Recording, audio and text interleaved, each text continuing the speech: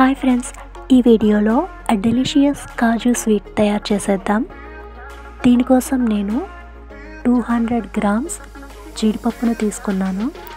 దీంతో పాటు 3 table spoons గుమ్మడి గింజలు తీసుకున్నాను. బెల్లం జీడిపప్పుకు ఈక్వల్ క్వాంటిటీలో అంటే 200 గ్రామ్స్ తీసుకున్నాను. మిక్సీ జార్లోకి మనం తీసుకున్న జీడిపప్పు, గుమ్మడి గింజలు, అలాగే వీటితో పాటు 2 యాలకులు, ఒక లవంగి మొగ్గ వేసి మెత్తని పౌడర్ లాగా గ్రైండ్ చేసుకోవాలి.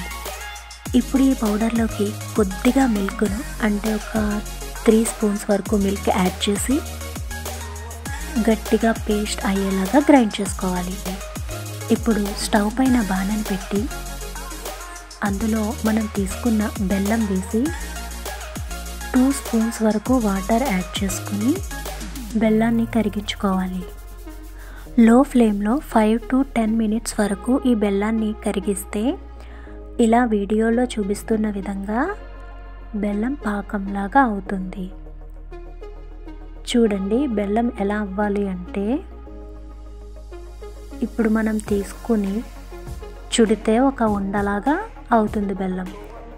ఈ క్వాంటిటీలో వచ్చే వరకు బెల్లాన్ని ఉడికించాలి.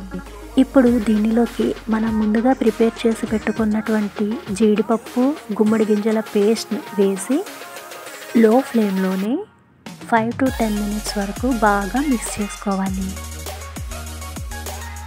ఇలా బెల్లం ఈ పేస్ట్ అంతా కూడా బాగా కలిసేలాగా కలుపుకుంటూ మిక్స్ చేసుకుని ఇలా బౌల్కి ఈ పేస్ట్ అంటుకోకుండా ఉంటుంది అన్నప్పుడు స్టవ్ ఆఫ్ చేసుకుని ఈ పేస్ట్ని మనం గీ రాసి పెట్టుకున్న వేరే ప్లేట్లోకి షిఫ్ట్ చేసుకోవాలి.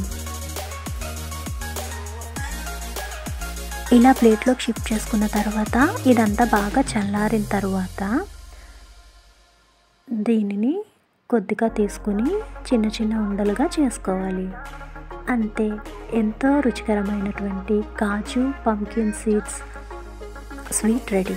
ఇది చాలా టేస్టీగా ఉంటుంది. సో మీరు కూడా ఒకసారి ట్రై చేయండి. అండ్ హెల్త్ కూడా చాలా మంచిది.